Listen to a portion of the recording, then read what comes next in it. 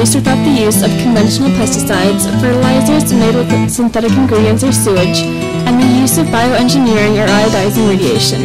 Organic farmers use less energy, less water resources, and no pesticides. No additives, artificial flavors, or preservatives go into organic food. There are multiple opinions on the nutritional value of organic food. Is it really healthier for us? Is buying organic cost-effective? In this video, we will look at approaches from three unique individuals. The first is a local farmer and store owner. The second is a doctor, and the third is your average student, also a mother. All three individuals have different opinions on the qualities and benefits of eating organically. They say organic's better. And it is. It doesn't have the pesticides and the chemical stuff that the other food has put on it. But it is a lot harder to grow and costs a lot more to grow because it don't produce as much as conventional grown does. You get a whole lot less yield for your crop.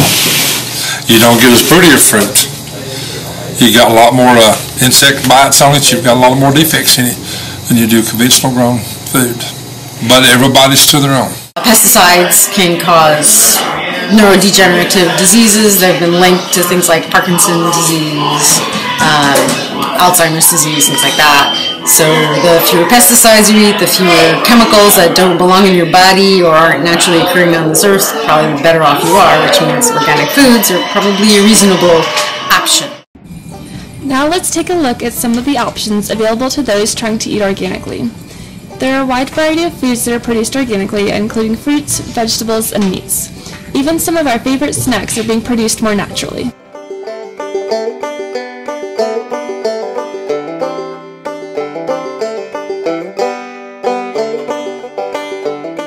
You don't even know what goes into those types of foods anyway, and what kinds of vegetables, like where the seeds come from, because a lot of seeds are genetically modified and everything. And I mean, I'm not a scientist, I don't know all the research, but you know, nature wasn't made to be, you know, genetically modified. They use seeds where you get one crop, you know, and then you have to dig up all the seeds and then buy new ones for the next season now. You know what I mean? Like, it didn't used to be that. It used to be grow your vegetables and go pick up a seed and use the same one. You know, so that when you reuse seeds, it gains more like nutrients and stuff, you know what I'm saying? So a lot of the vegetables are just like one generation seeds.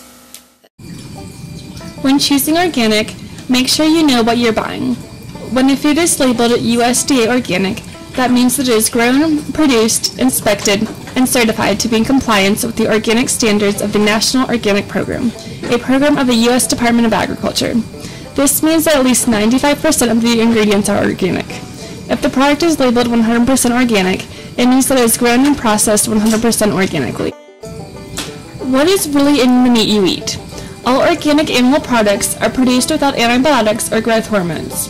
Organic farming systems require that the animals have at least 3 months of free pasture time, though some animals are raised to be on the pasture 100% of the time.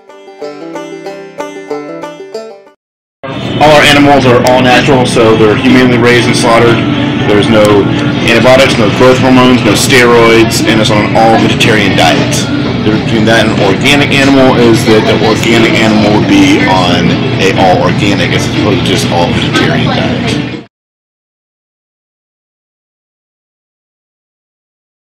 It's really expensive because it has been such like a fad and a trend, you know, which is a shame because like 100 years ago, we all ate organic pretty much, you know what I mean, before pesticides and chemicals, you know, they haven't been around for long. So it's kind of a new thing we're introducing to, you know, evolution in the human body. So we really haven't even had enough time to see what the full effects will be, but you know, and I mean, there's ways to eat organic cheap. You could just set up yourself a little garden. Even like here, you know, we have a few plants out there, peppers and tomatoes, and it produces so much where you can just share with other people, you know, and you're choosing and you know what goes into the growth of those plants, you know what I mean? So it doesn't always have to be expensive. Like, even if you could throw down with a bunch of people, like, hey man, I'll get a couple of tomato plants if you want to get some, you know, peppers or whatever, and we'll share. And so, I mean, Granted, it's hard to eat everything organic. Like there's little things that you could do.